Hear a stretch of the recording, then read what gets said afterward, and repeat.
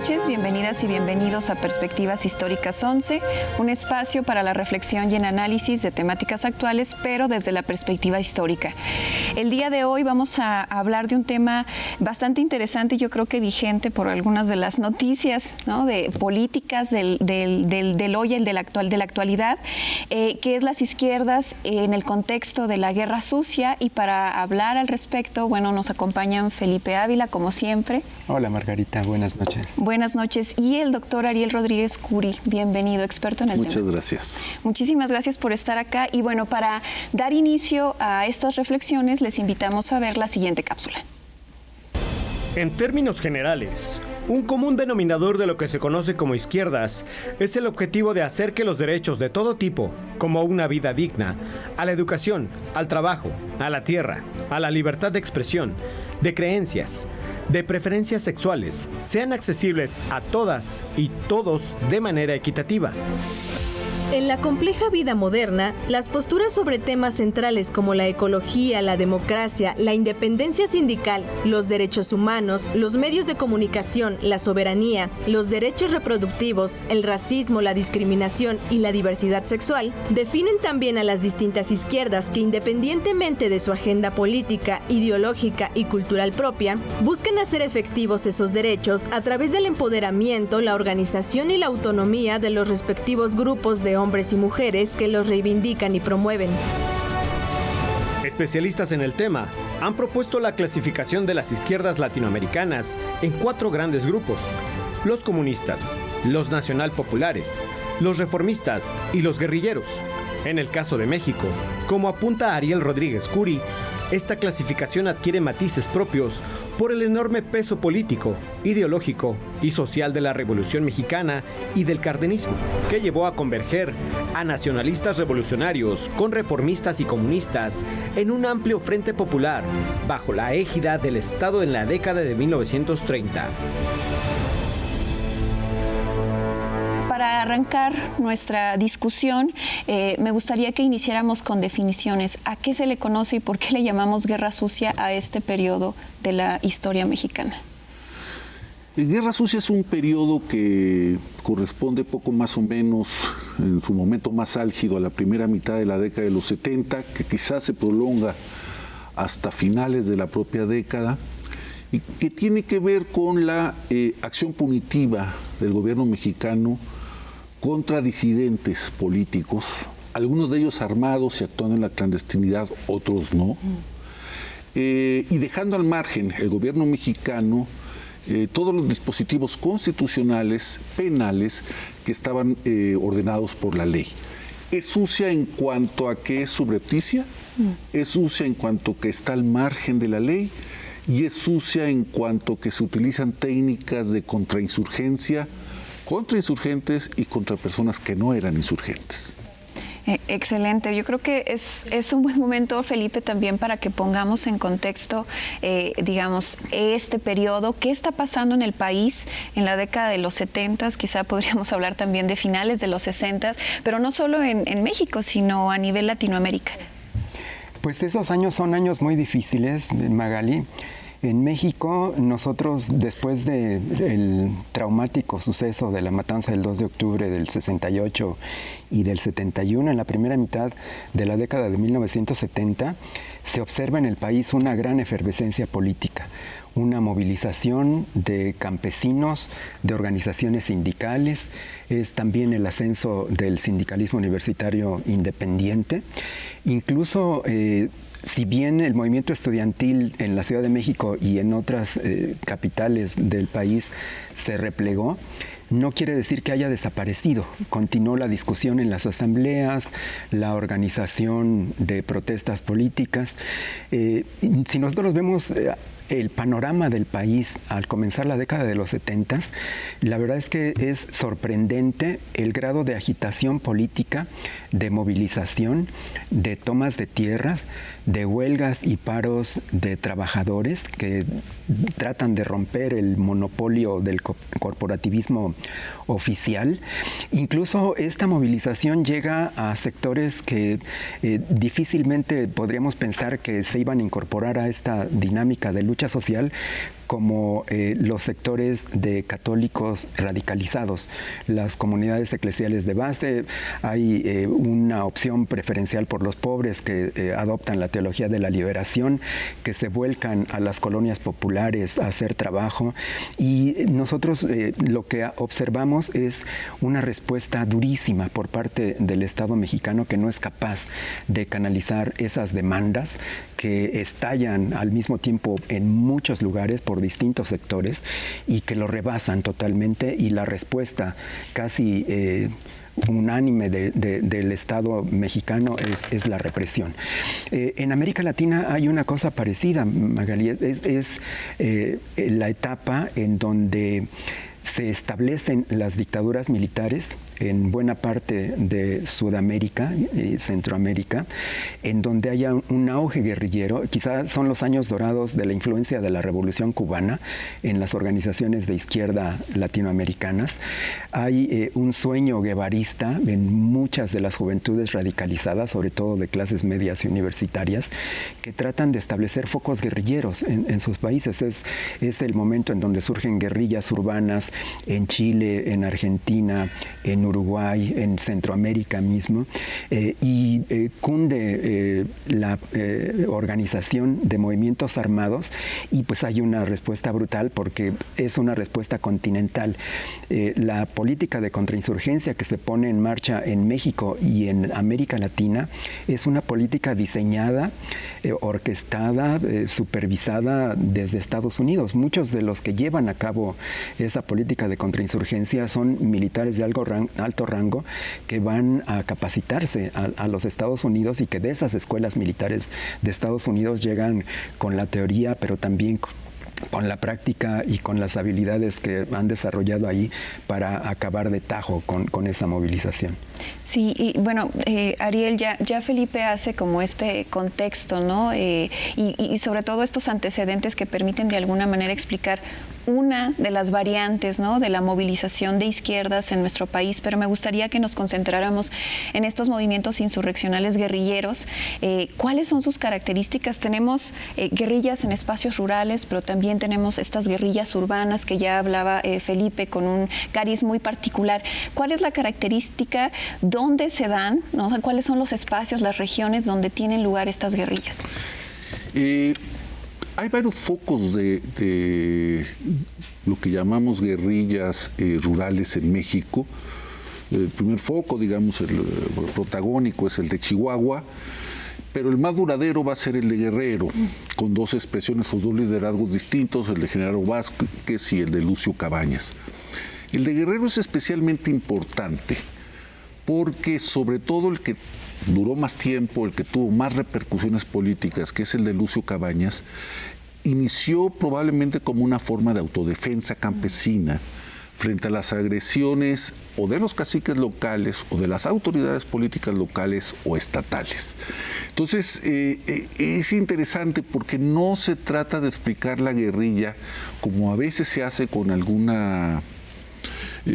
apresuramiento, solamente por motivos ideológicos o incluso estrictamente políticos. Yo diría que hay un problema, casi diríamos ecológico, de defensa de las comunidades frente a cierto tipo de agresiones, y esto es muy claramente con Lucio Cabañas, que era profesor normalista, que había sido líder o había estado cercano a los movimientos de protesta de los copreros, que es un cultivo muy importante en la Costa Grande de Guerrero, etcétera, ¿no? Entonces ahí hay un elemento que hay que considerar.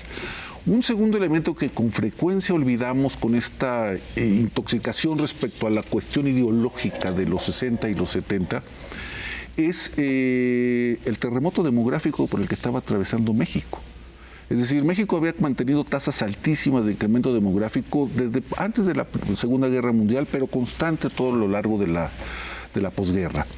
Y eso implicaba para el campo, no solamente para Guerrero, que se estaban juntando 2 o 3 generaciones de solicitantes de tierra, ¿sí?, ante una oferta que ciertamente era limitada y ante un modelo político que protegía ciertas formas de propiedad. Entonces, estamos en una situación muy, muy paradójica. El desgaste del sistema político como tal, sin duda, también una eclosión de la demanda muy determinada, de la demanda social en el sentido más amplio, muy determinada por los niveles de incremento demográfico en el país y la falta de modernización, vamos a decirlo así, del sistema político mexicano, que en muchas partes del país seguía siendo caciquil, brutal, digamos, inclusive Guerrero es un caso paradigmático. Entonces, eso hay que entenderlo para hablar de la insurgencia, pero también de las limitaciones del propio gobierno mexicano, que si nos olvidamos si era Echeverría o no un populista y si Echeverría estaba al mando o no del gobierno, estaba enfrentando dilemas extraordinarios a todos los niveles: crecimiento económico, incremento demográfico, demanda social y enojo contra el sistema político mexicano. Eso es un cóctel explosivo y lo fue en la década de los 70 y uno de los resultados de la Guerra Sucia. Bien, antes de continuar con nuestra conversación, les invito a Ariel y Felipe a que veamos la siguiente cápsula. En las izquierdas mexicanas, otro factor importante ha sido la posición geoestratégica de nuestro país como vecino de los Estados Unidos, con quien nuestro país ha tejido una amplia red de relaciones económicas, políticas y culturales, y cuyo ascenso como primera potencia hegemónica económica y militar comenzó después de la Primera Guerra Mundial. La situación geoestratégica de nuestro país adquirió una relevancia mayor en el mundo bipolar que siguió el fin de la Segunda Guerra Mundial. Un escenario marcado por la Guerra Fría, el enfrentamiento por la hegemonía mundial económica, política y militar entre los grupos capitaneados por los Estados Unidos y la Unión Soviética. La situación estratégica y la fuerza ideológica de la Revolución Mexicana permitieron una relativa autonomía de las izquierdas mexicanas y del propio gobierno nacional ante el impacto de la Revolución Cubana, a la que uno y otro apoyaron por sus propios motivos, sin entrar en la órbita soviética. La represión del 2 de octubre de 1968 y del 10 de junio de 1971 significó un parteaguas en la evolución de la política nacional y tuvo también una fuerte influencia en la configuración de las izquierdas mexicanas. Para muchas y muchos militantes de izquierda, esa represión los convenció de que las vías legales para lograr cambios importantes en favor de los grupos populares estaban canceladas y no quedaba otro camino que la lucha armada contra el Estado mexicano. Bien, regresamos. Estamos hablando sobre las izquierdas en el contexto de la Guerra Sucia y particularmente nos estamos enfocando en el tema de las guerrillas, que creo que es importante hablarlo desde nuestro presente. Ya hablabas, Ariel, de las guerrillas rurales, ¿no? Y hablabas del caso Guerrero, ¿no? Que es muy paradigmático, pero también de bastante complejidad explicar no solo el hecho de que, no sé, alguien como Cabañas y Genaro Vázquez tomen las armas cuando antes no lo querían, y eso es muy importante porque se asumiría que son personajes que desde cero no están pensando en el movimiento armado y es un proceso mucho más complejo. Por contraste, Felipe, háblanos de las guerrillas urbanas. De alguna manera, ¿cómo se diferencian de lo que está ocurriendo en el caso de Guerrero, por ejemplo, con Lucio Cabañas y Genaro Vázquez? ¿Y qué está pasando, digamos, pensemos en la Liga Comunista 23 de septiembre? Pues son procesos muy diferentes, sí. Magali, en efecto, como bien lo comenta Ariel. En el caso de las guerrillas rurales, particularmente la del Partido de los Pobres de Lucio Cabañas y la Asociación Cívica Revolucionaria de Guerrero que encabeza Genaro Vázquez, son procesos que surgen de las comunidades como un mecanismo de autodefensa, de sobrevivencia. Incluso los propios dirigentes máximos, Lucio y Genaro, de alguna manera podríamos pensar que son obligados a que tomen las armas ante la persecución, ante los encarcelamientos, ante las celadas que les ponen, los intentos de asesinato, pues no les queda más que tratar de huir a la sierra y defenderse. Y en esa defensa logran la incorporación de muchos de los campesinos, particularmente de la Sierra de Atoyac. Es un movimiento esencialmente campesino, con características ancestrales de cómo se han defendido esas comunidades indígenas y campesinas por siglos, ¿no? En el caso de las guerrillas urbanas es un proceso muy distinto, porque son jóvenes de clases medias, muchos de ellos universitarios, preparatorianos, hombres y mujeres.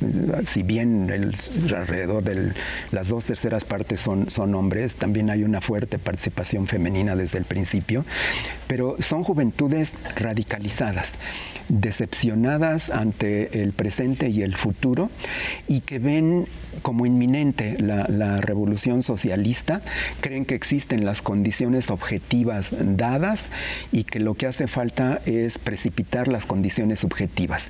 Y para eso pues adoptan la teoría del foco guerrillero guevarista, en donde una organización clandestina de carácter político-militar se enfrenta y desafía al Estado mexicano, y en esa lucha, en ese desafío al Estado mexicano, piensan que pueden ir concientizando, politizando y organizando al resto de la sociedad para que se sumen a ese desafío por la revolución socialista. Son jóvenes, hombres y mujeres, que surgen muchos de ellos de círculos de estudio marxistas, que tienen la oportunidad de tomar en sus escuelas.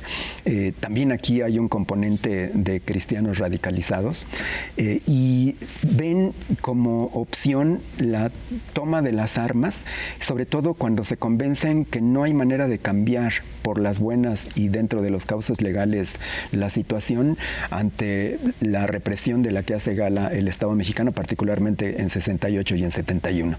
Entonces es un núcleo muy distinto el que organiza las guerrillas urbanas, porque son militantes de izquierda con una fuerte ideología, con una formación teórica, muchos de ellos, que dejan familia, dejan relaciones, dejan escuela, dejan trabajo y se vuelcan a organizar asociaciones político-militares, pero que empiezan a tener también trabajo de masas con sindicatos, con colonias populares, con escuelas mismas, en un desafío que se va radicalizando cada vez más. Sí, y en ese sentido, bueno, ya explicitamos cada uno de estos dos espacios, ¿no?, donde tienen lugar estas guerrillas. ¿Hay relación entre, no sé, una guerrilla urbana y las guerrillas, no sé, en Guerrero con Cabañas o Genaro? ¿O es muy complicado ideológica y pragmáticamente incorporar las luchas? ¿Qué ocurre? Pragmáticamente es muy complicado. Sí hay intentos de algunos grupos urbanos de la Liga del Mar, por ejemplo, de lo que ellos llamaban subir a la sierra y ponerse en contacto con Lucio Cabañas. Acaba mal, pudo haber acabado trágicamente incluso. Hay intentos autónomos de ciertas organizaciones que desarrollaron la lucha armada clandestina en la ciudad por crear focos urbanos, especialmente entre Durango, Sonora y Sinaloa. Ahora, lo que me parece que es un elemento que sí une a los grupos en el campo y a los grupos en la ciudad es el de los antecedentes de una militancia pacífica de casi todos los liderazgos. En el caso de Genaro Vázquez y de Lucio Cabañas, como en el caso del grupo de Chihuahua que asalta el cuartel de Madera en 1965, todos habían pasado por la lucha gremial dentro de sindicatos, organizaciones campesinas, por la buena. Claro. ¿No? Y los habían perseguido y en algunos casos intentado matar, como el caso de Lucio Cabañas o de Genaro Vázquez, desde el momento en que, todavía cuando están en la lucha legal, ¿sí? Un poco algo parecido sucede con los jóvenes, en general más jóvenes que los de la guerrilla en el campo, que son los que entran en la clandestinidad en la ciudad, porque muchos de ellos han pasado por las luchas por la democratización de las universidades en Nuevo León, en Sonora, en Sinaloa, en Chihuahua, en Guadalajara, donde es una bronca épica entre la dominancia de la Federación de Estudiantes de Guadalajara, una organización priista, gobiernista, violenta, que ejercía un control sobre las secundarias preparatorias y escuelas universitarias de la Universidad de Guadalajara, contra jóvenes que en un principio son pocos y después van a ser más, que van a formar el Frente Estudiantil Revolucionario, y donde en principio la lucha es por controlar las escuelas. Es decir, los que se dedican, los que se optaron por la vía armada, no nacieron así. El sistema político, una serie de circunstancias y fechas, sí, que dejan muy marcado. El 2 de octubre es una de ellas, pero la que es definitiva es el 10 de junio. La que hace clic psicológico y emotivo sobre los que se van a ir a la clandestinidad es el 10 de junio, son los que los van a convencer o los van a orillar a la lucha clandestina, pero todos pasaron por la lucha legal. El gran problema con el gobierno de Luis Echeverría, digamos que en los 2 primeros años, es que amén de la apertura democrática, que es todo y nada, claro. O sea, no significa nada en términos de una reforma de fondo en el sistema político mexicano, nunca ofrece una reforma político-electoral. Entonces, las formas de expresión, buena parte de los que luego se van a la guerrilla han pasado por la competencia electoral, o querrían pasar por ella. No tienen salida. Es decir, no hay a dónde ir porque no existe un sistema político electoral más o menos competitivo como el que va a haber a partir del 79, por ejemplo, ¿no? Entonces, este es un aspecto crucial porque, insisto, ponderamos en demasía el asunto ideológico de los 60 y los 70 y ponderamos le damos muy poco valor a los aspectos prácticos de la política de todos los días. Yo sí quisiera decir que buena parte de la violencia política armada que se explica en el contexto de la guerra sucia tiene que ver con la política local. La guerra sucia empieza por ser política local fracasada, ¿no? Y eso es un detonante que se va a articular, como decía Felipe, nacionalmente, pero no nace articulado nacionalmente. Son muchos incendios locales: Guerrero, Sonora, Sinaloa, Chihuahua, Nuevo León, la Ciudad de México misma, el Estado de México, etcétera. Eso es lo que hace extraordinario el periodo. Y de alguna manera, pues el Estado mexicano se vio obligado a intervenir de variadas formas, ¿no? No solo de primera entrada a la represión, sino es como un proceso paulatino que es diferenciado según los espacios, ¿no?, regionales o estatales. Absolutamente. Y en ese sentido, Felipe, Ariel, ya para ir cerrando nuestra mesa, primero, Felipe, preguntarte así brevemente, ¿de qué manera responde el Estado? Ya lo hemos estado aquí argumentando. ¿Cómo responde el Estado ante las guerrillas, particularmente en el caso de Guerrero, por ejemplo? Es una guerra brutal, de tierra arrasada, de un combate sin cuartel, no solamente contra los núcleos guerrilleros, que son muy pocos, con militantes escasos, no llegan a ser más de 300 en el mejor de los casos, pero se lanza contra las comunidades, contra las bases de apoyo, contra los familiares, contra los amigos, contra los conocidos. En algún momento en la Sierra de Toyacas hay más de 20,000 elementos de las Fuerzas Armadas que están combatiendo a sangre y fuego a toda la población civil. Es una etapa terrible de asesinatos, de violaciones, de desapariciones forzosas, de tortura, de cercenar a familias enteras que son desintegradas. Es realmente lo que se llama como una política de contrainsurgencia, acabar de raíz con cualquier tipo de organización de ese tipo. Sí, y bueno, Ariel, para ir cerrando, me gustaría como una reflexión de parte tuya, sobre todo porque, digamos, estamos hablando de acontecimientos históricos que en realidad están muy vivos, ¿no? Sí. Es un tema político de amplio debate según desde donde se le mire, y en ese sentido te quería preguntar, ¿por qué aún está tan presente este tema en la política mexicana, en la opinión pública, en lo que tiene que ver con la cuestión de la memoria, la justicia, etcétera? Yo creo que está muy presente porque es, vamos a decirlo así, una memoria rota. Y yo diría incluso que hay más memoria que reconstrucción de los hechos. Y eso ha tenido sus problemas para efectos de incluso la justicia, que requiere esa experiencia dolorosísima para partes de la sociedad mexicana. Digo que es una memoria rota porque incluso la memoria gira sobre sus propios mitos. Y todavía no sabemos, nos cuesta trabajo hacer ciertas contabilidades esenciales respecto a lo que significó la Guerra Sucia. Sabemos, tenemos un número aproximado de los desaparecidos, sabemos más o menos cuántos son los guerrilleros o combatientes disidentes que se fueron de una u otra manera a las armas, alrededor de 2,000. Sabemos que hay alrededor de 25 o 30 grupos clandestinos, pero en realidad hay 3 o 4 realmente importantes. Sabemos esas cosas, pero lo que no sabemos es esto que se refería Felipe sobre los espacios de donde surge el descontento. Desde el ejido o el municipio o el salón de clases o incluso en algunos lugares la fábrica. Eso no lo conocemos bien y por lo tanto nos hemos quedado con una historia de la guerra sucia que tiene mucho que ver con las siglas de los disidentes, ¿no? Pero menos con una historia más comprensiva que nos permite saber la sociología del conflicto a partir del cual aparece la guerra sucia. Y eso nos va a pasar una factura, ¿sí? Porque tendemos a idealizar ese pasado y decir, hombre, si crecíamos al 6%, ¿no? Y si había casi pleno empleo, y si las finanzas públicas eran más o menos sanas, todo lo cual es bastante relativo, ¿no? Parece que es inexplicable el momento de la disidencia colectiva tan importante de la guerra sucia y parece que es inexplicable la respuesta tan extrema, fuera de contexto, yo creo, del propio gobierno mexicano. Tenemos que volver a eso y tenemos que preguntarnos qué pasó. Y hay un problema de expectativas muy fuerte. El país esperaba otra cosa, el gobierno no pudo cumplir con lo que el país esperaba. Muchísimas gracias. Y yo creo que también seguimos esperando, ¿no? Ese tipo de reflexiones. Pues les agradezco muchísimo, Felipe, Ariel, por estar acá con nosotros. Les deseamos una excelente noche y los invitamos a una siguiente emisión de Perspectivas Históricas.